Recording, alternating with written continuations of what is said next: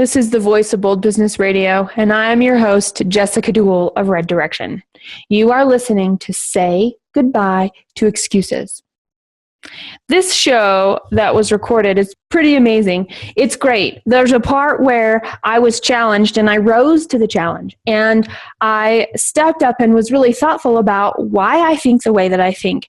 And I would encourage you guys to do the same when that part of the conversation comes up. How we define words matters, and it shapes our worldview. And it's how things become real for us. And what if they're really not real for us? We're making the choice to make it real for us. This is a very important thing when we're talking about excuses, because we can control what we can control, and we can't control what's out of our control. So when we think about our own actions, we have a lot of choices, and we can make choices. And when we make our choices and how we do our planning all fit in to what our reality is. And then if we rationalize away, if we deal with CYA, if we're able to just kind of scoot it under the rug because it doesn't feel good and we're just moving on, all those things are types of excuses. And I'm going to introduce you to Geoffrey and Tom in just a minute, who talked with me today about excuses. And we had a really good conversation. And I implore you to take a look and really think about it. There's some good tips, some great stories, and we covered things like normalization. When we hear something and experience something and do something so much, it's second nature, and we forget to challenge it and look at it critically. Tips to identify and stories that we can use of our choices, which we may or may not make excuses about, and why it's bold to say goodbye to excuses. Welcome to the Voice of Bold Business, the show that provides everything smart leaders need to evaluate situations, build relationships, and create solutions. Jessica Dewell candidly talks about the skills necessary to build tenacity and do more with less. And now, here's Jessica. Geoffrey X. Lane is a tell it like it is consultant coach, and he has a sense of humor about himself and his love of his work. He knows his point of view might not be the ultimate truth or even close to it, and people pay him for his insights. He is still learning to show up, and he really hates bull. Tom Rhodes has spent more than 40 years in sales and retail management. He started in a sales role with a textile converting company selling to the athletic apparel industry. Then he spent more than 30 years in retail store and multi-unit leadership. He is very involved with social media and the role it plays in building relationships between colleagues and customers and people today. When I reached out to you guys, I was telling you about this topic, say goodbye to excuses. You guys both popped into my head for a variety of reasons from the conversations we've had, both on and off Voice of Bold Business Radio. What I want to know from you, what is an excuse to you, and how do you identify that you're hearing or giving an excuse? I think an excuse is lack of clarity. If you're really clear about what you want to do and you are really showing up, you will just say, no thanks, and not make an excuse about it. But most people make excuses in their head, between their ears, more often than they do to other people. And excuses sometimes are just reasons not to do things. And if you don't want to do it, why the hell are you doing it? Because when you lie to yourself, you lower your self-esteem, you lower your ability to commit, you create problems for yourself when you lie to yourself. The biggest thing about excuses is quit lying, but quit lying to yourself. And it also causes problems in interactions with other people when you say, yes, I'd like to do that, and then there's a big but, or there's 2-week pause before you actually reply. Excuses, justifiers, reasons why not. I think it's actually a lack of clarity. and sometimes a lack of courage to say what you really want. Lots of times people work on the excuses harder than they work on a reason to actually do it and have the courage to actually do it. You get an idea of something they want to do and they go through all their heads, all the reasons they shouldn't, instead of really planning out why they should and what's going to be a benefit for them in the long run. If they take it on, and like you said, why did they take it on in the first place? That's a good point. If they take it on and they don't do well at it, then they've already developed the excuses as to why they're not doing well, and just snowballs. And people lose trust in you if you do that. They don't give you those challenging opportunities because they think you're just going to find a reason not to do it anyway. So you really put yourself behind the eight ball in a sense, for not just really upfront, honest about what you understand and what you don't. Kind of hold yourself accountable for getting it done. When you're really clear about what you want to do, it's it's easy to say no. When you're not, when you're in a fog about, oh, I could do this or I could do that, and the client says to you, could you do this in a business situation? And, well, yeah, I could do it. I'd have to really work hard at it. Whereas if you're really being clear about what it is that you do, having some clarity, you say, no, that's not something I can do.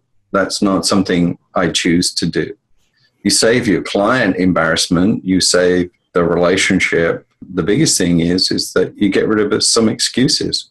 I know if I'm a client of yours and you come to me and say, hey, no, I can't do this, I'm going to trust in you a lot more for something else I ask you to do, that you tell me, yes, I can do that, because then I'm going to understand that you already know you can do it. You're not hesitating. If I'm a client, I don't want to necessarily see hesitation from the person who I might be paying or working with to get something accomplished. I want to see that they understand what they're doing, and they're going to work out for me too, because it's something that's important to me. The other part of it is the personal side. When you go, oh, yeah, well, I should go exercise, or I will go exercise. Oh, I'm going to sign up for the exercise class, and then you don't. That is more dangerous long-term internally for you than even the relationship with clients, because sometimes we'll actually do more for someone else than to do it for ourselves. If I make a commitment to a client and, yeah, I can do this, but it means it's a stretch. Well, I might stretch for a client. There might be all sorts of motivations why I stretch for a client, but when it's stretch for myself and I haven't told myself the truth about it and I just, muck around with it, that is far more dangerous in the long run. How much of this is a construct that's rooted in right and wrong? I can, I can't. I don't want to fail, so I'm not even going to try to succeed. I think it's all based around choices. The biggest power we have, I've always felt, we have the ability to choose. Okay, that's the one thing we can do for ourselves. We can choose. You'll hear a lot, oh, I didn't have any choice. You always have a choice. When you start making excuses, you're almost limiting your own choices. You've already said, I'm not going to do it, basically within your own mind. You're kind of setting up your own decisions in that case. I think that would be a hard sell for most people. The biggest default excuse in society in general that I hear is I didn't have a choice. For most people, personal accountability stops at what I like. Exactly. Stops with, oh, I like to do this, so I'll choose to do it. Well, just get honest and say, what the f***? That's what I like to do. I don't want to do it.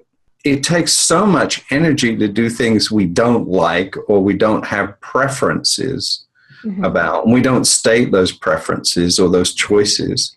It takes so much energy to go there and do it that the cost is enormous. I don't like swimming, but they keep saying to me, oh, it's good for you swimming. Yeah, well, no, thanks. I don't want to do swimming. I'll do yoga. I'll do hot yoga instead.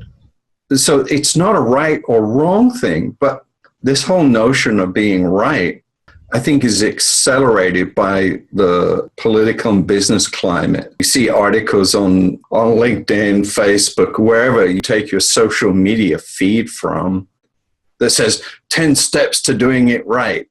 Well, yeah, okay. It's obvious that certain people did things the right way when they did it. But is it applicable to you? Well, only if you're clear about what it is that you want to do, then you'll know if it's applicable. But if you're wandering around going, oh, I could try this, I could try that, I could do this. Yeah, well, what's right for them may not necessarily be right for you, depending on what your situation is. Everybody's situation is different. I have a young daughter, so what's right for me to do has to fit into what's good for her. So if you don't have that situation, your right and wrong or your best steps or best practices may be totally different than mine would be. Obligations. Yeah. I think that's a really good thing to bring up here. Hang on, you just used a word that I hate. Well, I'm using Come on, there's no obligation. such thing as an obligation. That's a choice. Well, hang on. I chose to have a child, and I chose to get married, and I choose to volunteer, which means I have an obligation to do what I said I would do. You don't have an obligation because you said it right the first time. It was a choice. Commitment is different from an obligation. Choose your words carefully because they really make a big difference. A lot of people that I know who live paycheck to paycheck, they are worried about losing their job. They want to make sure they can pay their mortgage and put food on the table. Those are obligations to survive. No, they're commitments. Commitments. They have nothing to do with survival. They are commitments that you made. Let's take a mortgage, for example. Sure, let's do that. You borrowed money in order to buy property, and you are legally required to pay. Right. Right? If you don't, you forfeit your home or your house or your investment, whatever it is. That is a legal commitment. It is binding. That is not an obligation because I can tell you, you can walk away from a mortgage and still survive. The way you survive is a choice. You could survive living on a street. You could survive living in a shelter. You use the word. Be really careful. There are no obligations in this world. It is always choice. See, obligation is such a bloody good excuse word. It's an excuse. Maybe I'm using somewhat interchangeably commitment and obligation in certain things, but I know if I make a choice and I say yes to the guy who comes to the door to ask for money for his charity or to buy something from him, I might be saying no to taking my kid and his friend to go get ice cream as the surprise I wanted. That's still choice. Am I obligated to you or the bank or the friend or the child or the business partner? No. But am I obligated to myself? Yes. Well, the dictionary says obligate, to bind or compel someone. Are you compelled or are you making a choice? What's another definition? There's got to be more than one. Okay, so let's go back to what you were saying about the choice you're making with giving somebody money at the door. Sure. You've made the choice now to make that contribution instead of going to get ice cream. Your next step basically is you have to hold yourself accountable to complete the choice. You might feel that you're obligated to do it, but all you're doing basically is saying, okay, I've made this commitment. Now I have to finish that commitment. I'm accountable to finish that commitment because I made that promise, whatever the promise might be. I agree here that it's not an obligation. It's your choice. There are very few obligations in this world. What there are is choices that sometimes you regret and sometimes you don't like. We don't live in a world currently of slavery, although I believe that we live sometimes in a world of economic slavery, which is a completely different story, which I'd love to suggest as a topic. Economic slavery in the 21st century. But when it comes to choices and excuses are little band-aids for us to go, I don't want to do it right now. Don't feel like it. No, don't feel like it. And so we use an excuse. Instead of being honest, I think it's perfectly okay to say to somebody, I know I gave you my word, but I actually don't want to do this. You might want to apologize with it. You might want, but no excuses. I don't want to do it. It's in your opinions, which I don't know if I agree with this yet. Your opinions, obligation is a little bit of a construct of right and wrong. It is too black or too white or to whatever color you choose. Yep. I'm thinking about businesses. I'm thinking about my employees. I'm thinking about, I started this business. I have this thing that I do, and I'm doing this thing, and I love every second of it. And I have an obligation to make good choices so that I can continue to pay my employees and make sure I can make payroll and Yeah, not but be. notice what you said. You even messed it up in your language here. I'm obligated to make good choices. Yeah. Well, you're either going to make good choices or you're not. Right. That's not an obligation. But I want to do it well. See, this is the part. I love this language lesson. No, yes, language. Language is so important because it can really fuzz up the mind. Yeah, okay. Right. So if you drop out the word obligation and I ask you, do you want to make good choices for your business? Of course I want to make good business decisions. I'm a fairly smart business lady. That's a commitment to make good choices. Okay. Then something binding would be child support, where somebody outside of you is telling you you owe it and they're taking it from you. Let's talk about child support. That was generated by a choice by that individual. You go back and follow it back. There will be a reason that the court said you are required. Of course. So that was a choice. It might have been divorce, might have been irresponsibility, it'd be all sorts of things. But irresponsibility is another clever word for excuses. Okay, Tom. You have a choice as to whether you pay it or not. You can walk away from it. Can you walk away from the consequences of that choice? Probably not. But you still have a choice. Because I see a lot of people who make really what I would consider the wrong choice there and don't meet the commitment of making that payment that they should, but they still have a choice. Let's say they tie it to your job. Well, guess what? You can leave your job. And then what are they tiring you to at that point in time? So you always have a choice. There's always a choice. It's like people say, oh, I hate taxes. I don't want to pay taxes. Okay, don't pay taxes. But it has consequences, as Tom said. And sometimes in a large mobile society, you can hide for a long time. But think about what that choice of not paying taxes and hiding does. There are always consequences to every choice. Sure. We're talking at different points on a path, I think, of where we are. There's degrees of honesty. I actually think I'm talking more about how people perceive their reality. I want to clarify. Are you saying that there's degrees of awareness? That's what I believe, but I think what I'm saying is what I am aware of is completely determined by my past experience and the outcomes of my choices and the continual choices I'm making. Whatever situation you're in, no matter how much you want to look in the mirror and deny it, you put yourself there. Now, some people may have tried to push you in a certain direction, or maybe you think they made a bad decision that affected you. At the same time, how you react to their decision, okay, is still a choice. You can't make excuses for where you are. You're there because you decided to be there in some small way at some point in time. You chose that path. This is the voice of Bold Business Radio. You are listening to program 41, Say Goodbye to Excuses. Can I tell you a little story? Okay. Okay. So you're going to have to use your imagination, listeners, and Jessica. Here's the situation. I'm going to describe the situation. And it's fictional, obviously. Sure. Okay.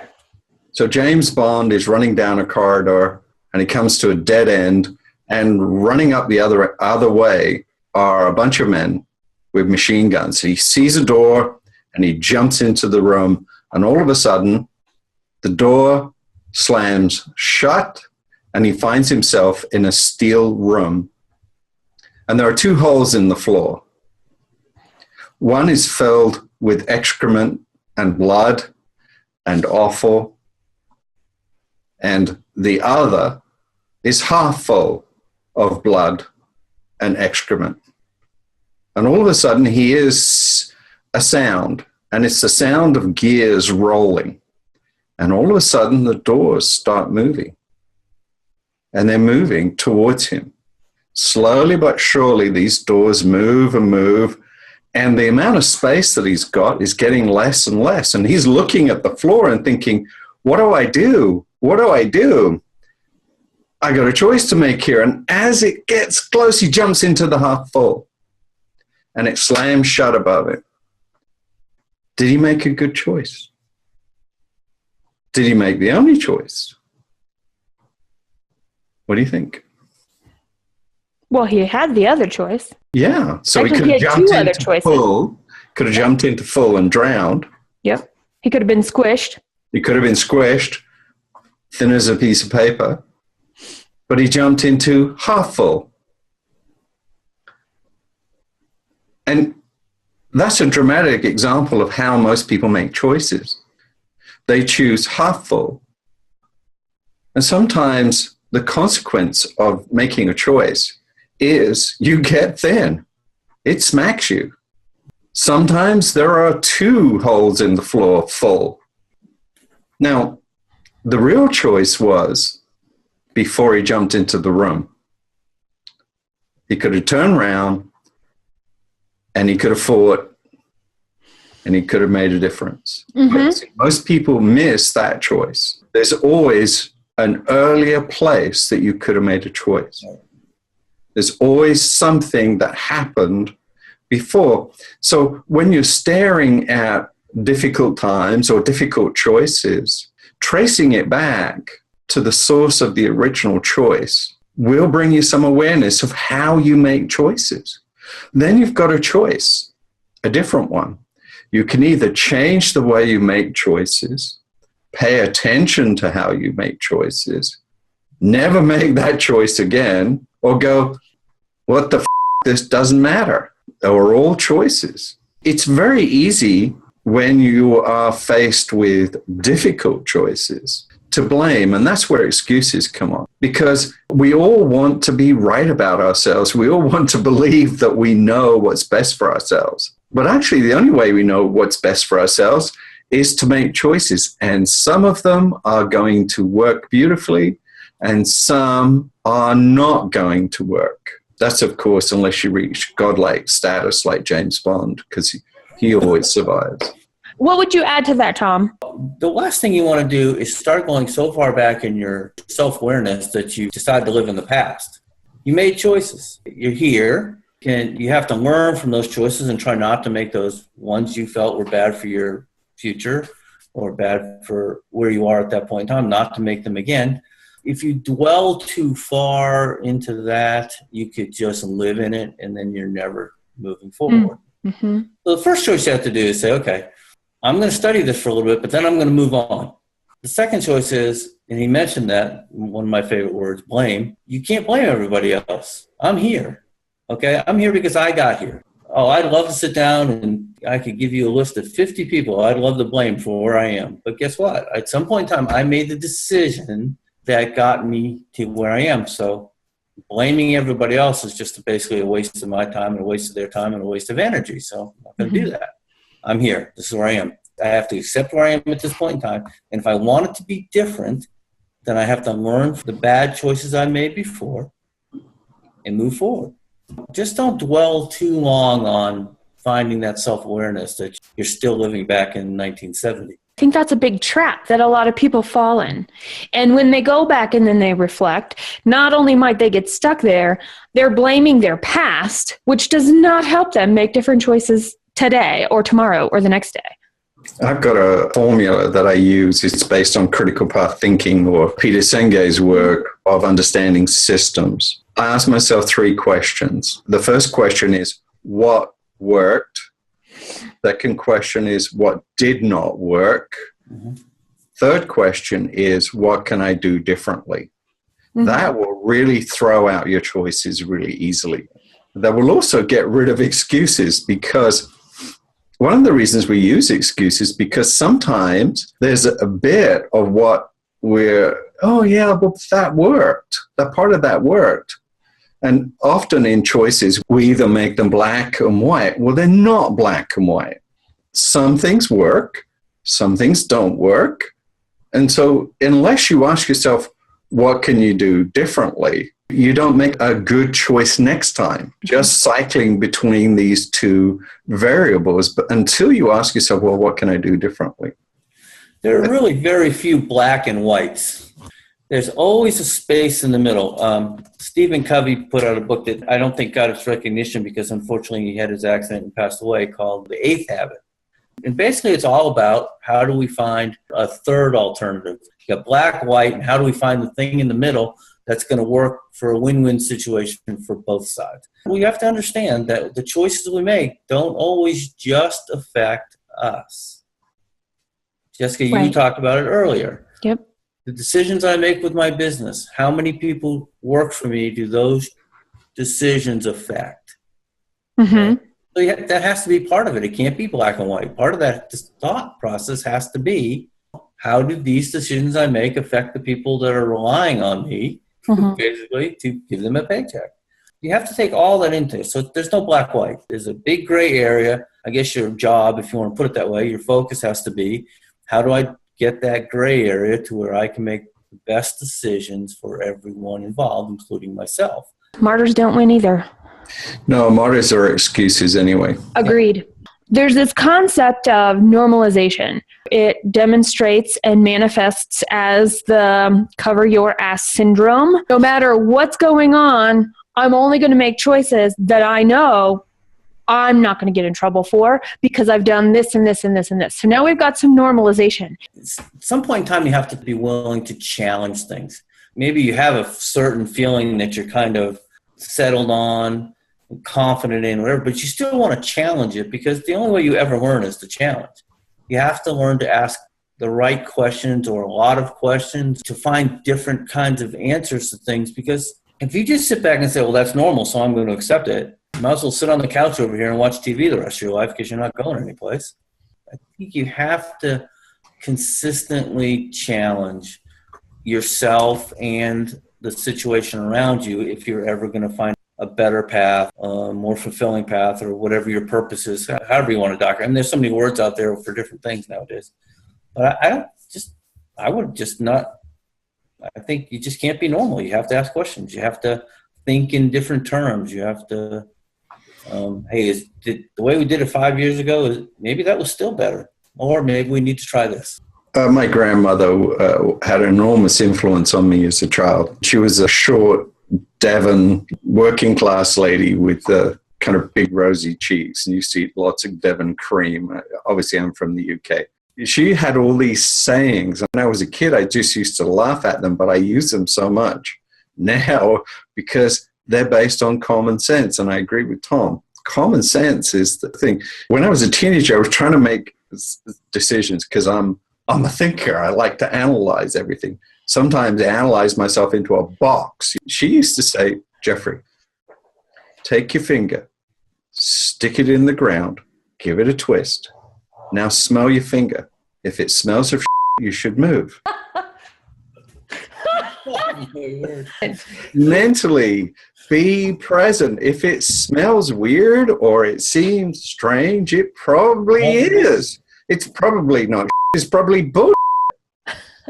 I mean, you didn't want to be political, but boy, people are throwing stuff out right now everywhere that you go, huh? That doesn't make sense. If your initial reaction, it doesn't make sense, you've just done what my grandmother used to do. You're going, oh yeah, it smells of bull. And pay attention to that. That's where normalization can get us, because we hear it.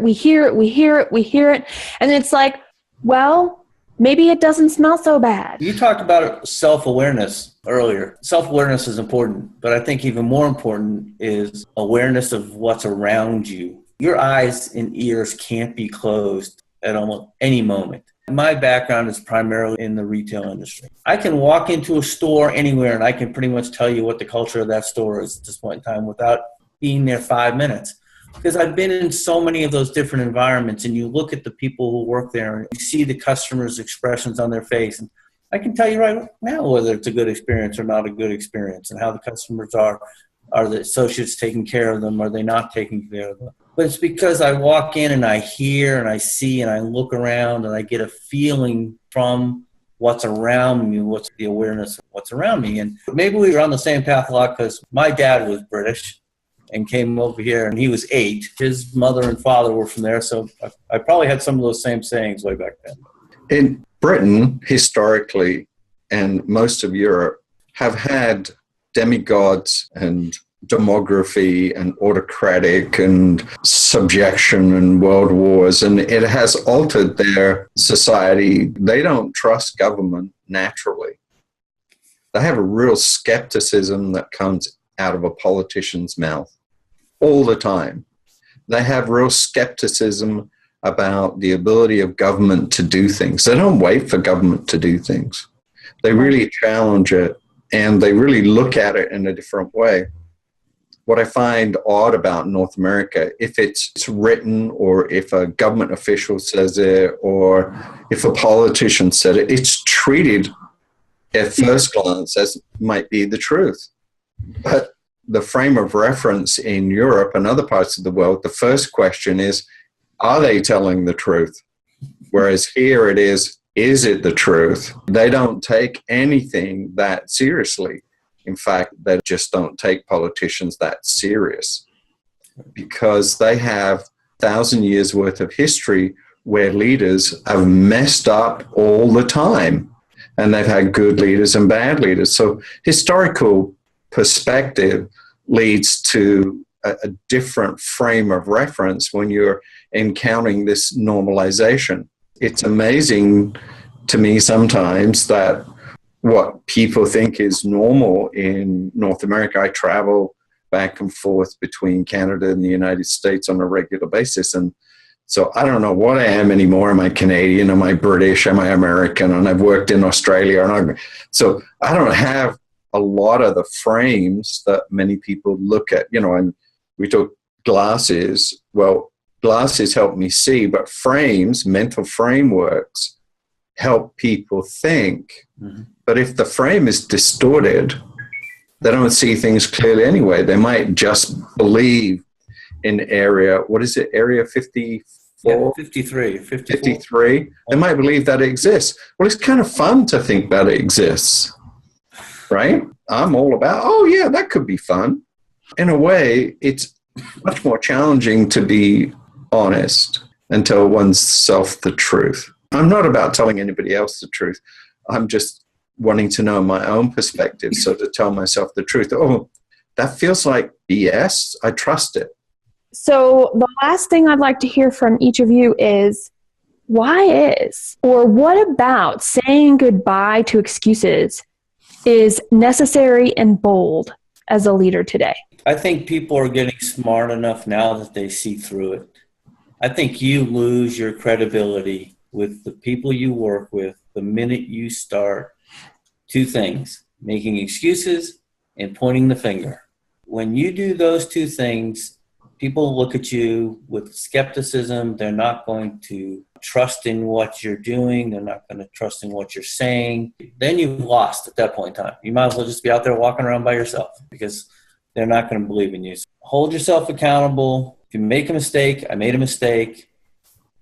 Let's move on. What can we learn from it? Even if you use it as a teaching example for your team that, hey, I made a mistake. So how do we work out of my mistake? How do we work together and fix my mistake in this situation? I think when you're honest like that with them and you hold yourself accountable and you're clear on what you're looking for, you earn respect and you build a team and you can move forward. People are smart out there. They're a lot smarter than we think they are lots of times. We have to understand that. We're not going to pull the wool over their eyes a lot. Be on our own. I would like to support what Tom is saying really very strongly. There's something I call the halo effect that is projected on leaders by the group. You choose to work for someone else because you believe and trust they're going to take you in the right direction. That happens a lot. But part of the problem with that is you are, in a way, giving away your choices to that leader. You're saying, okay, I'll follow this person and let them make the choices. And then when it doesn't work, I can blame them. And that's an excuse. So I get to use the leader as an excuse. Now, if you're the leader, that's very edifying. That's wonderful. Oh, they really love me because, oh, look at that. I'm the leader. They're going to follow me. Well, yeah, they'll desert you just as fast as they joined you. Yes, they if will. You make the wrong choices. So you either make your organization flat and make it inclusive and create a community around making choices. So how you make choices as a leader becomes very important. I've twice left organizations when I've seen that the leader is making excuses for their choices because I know that it's up to me. If it's to be, it's up to me. That's one of my favorite sayings. If it's to be, it's up to me. It isn't up to anyone else. So even when I choose to work for an organization, I need to take a look at as a consultant, as a trainer, as an instigator. I think that should be my middle name, instigator. By the way, he is, everybody. Look what he did at the beginning of our conversation. But I'm not afraid to tweak the nose of anybody because my life is at stake. If everybody took the position that my life is at stake with the choices that I make, you'd see much clearer choices. But excuses are a wonderful umbrella. Look, this president is going to save us. He's going to do this. There have been more failures as presidents than there have been successes, because it just depends who you ask about what president, of what organization, or what country. And we're not talking about necessarily the president of the United States or the president of another country. We could be talking about the president of our company. I'm talking about presidents of companies. We could even be talking about presidents of nonprofit organizations or anywhere there's a president title. Yep. Right. So if you look at the turnover rate in presidents in the executive position, it's huge. It's one of the highest turnover positions. Why? Because they fail on a regular basis. Now, where you see a president is there for a long time, and you start looking at the qualities of that president, then you suddenly notice things. Oh, look. He was president of GE for 15 years. What did he do? What was it that he created? He's been a successful president of Cancer Research Society for X number of years. What were they doing? And you'll notice that the ones that have been there for a while were willing to make the hard choices and not make excuses. Right. They did not make any excuses. They were willing to have those difficult conversations without making the choice to walk away from them. You just have to do that. That's just part of it. I think it's important you learn to do it in a way that that is humane, but at the same time, you still have to have them. Empathy and facing uncomfortableness, our own uncomfortableness and our own fears, and having empathy not only for ourselves, but whoever we're going to be interacting with makes a big difference as well. Yeah. Holy cow. Our time has gone by so fast, guys. I am just so glad. I haven't said it yet, but I'm going to be saying how much I was looking forward to having you guys on the show, because I do my intro after our conversation now. You're not obligated to say it. I'm totally obligated to say it. Oh, goodness. We'll have to continue that conversation. I love it. I hope that other people join in and talk to us about what obligation means to them and their take on it, because for the most part, I am in agreement with both Tom and Geoffrey. The thing is, I know that there are people not in the same place and not at the level of awareness that I am, or not in the place in life that I am, and maybe I just need a different word besides obligation and choice. I'm not sure. We'll have to keep that conversation going, and you guys can help us with that. Until next time, you'll see Tom back. You'll see Geoffrey back. This is the Voice of Bold Business Radio. Thanks for joining us today. You will find program notes at thevoiceofboldbusiness.com/P41. That's P for program 41. Or search the site for Say Goodbye to Excuses. Share your story and experience to continue this conversation of what it means to be a leader today. Make a difference, be bold, stand out. Choose to say goodbye to excuses. Subscribe at thevoiceofboldbusiness.com and get more information, program notes, and past episodes. Bold leaders approach each situation and focus on action to achieve a higher level of leadership. Jessica Dewell, your business advocate, is the host of the Voice of Bold Business Radio. Thank you for joining us.